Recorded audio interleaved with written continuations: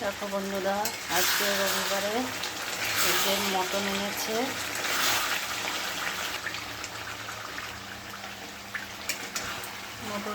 তাই কষে নিচ্ছি।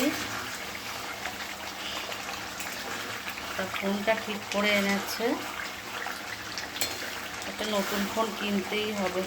এই বছর আর হবে না, সামনের বছর যদি বেঁচে থাকি তাহলেই হবে।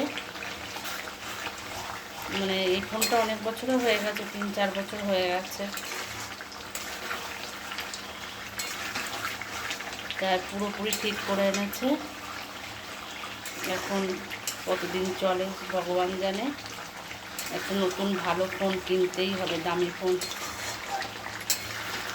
এবছর মেয়ের ফোন কিনেছে, তারপরে এসিটা নিল, হলো না।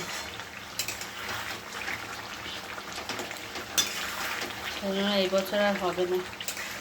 আর ফোন কিছু হলে মনে মাথা খারাপ হয়ে যায়। সারাদিন ধরো কাজকর্ম সেরে একটু সন্ধ্যেবেলায় লাইক কমেন্ট করি বসে বসে, সারাদিন তো কাজের মধ্যেই ব্যস্ত থাকি। তাই মটনটা করছি। তো এরা তো ছেলেমেয়েরা তো মুরগির মাংসটাই ভালো খায়, তাই ভাবলাম যে আজকে অনেকদিন পরেই এনেছে।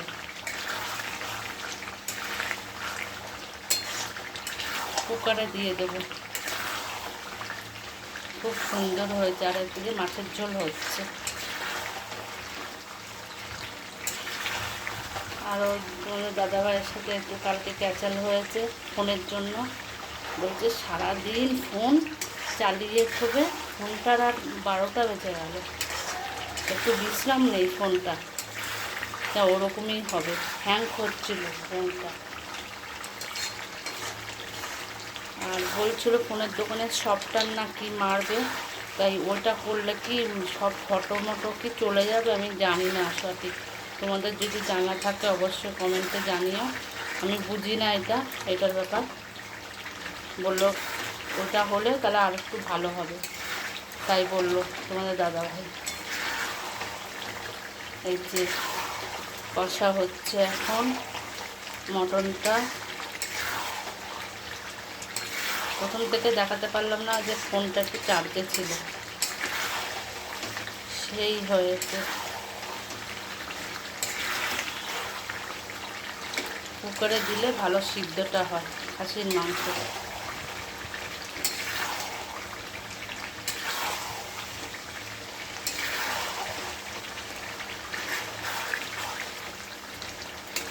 এই যে ভাজা আলুগুলো ভেজে রেখেছি।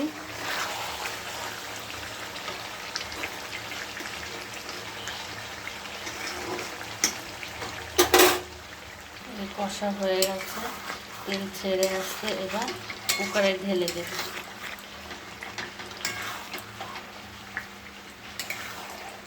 খুব সুন্দর হয়েছে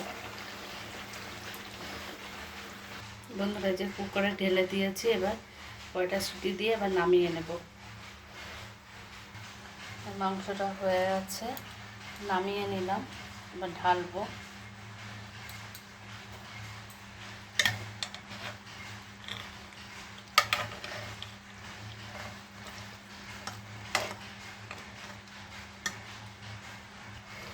মটনটা নামিয়ে নিয়েছি, খুব সুন্দর হয়েছে। বন্ধুরা এই পর্যন্তই থাকলো, সবাই ভালো থেকো। একটু পাতলা পাতলাই পছন্দ করে, সেই জন্য পাতলা করেই করেছি মটনের।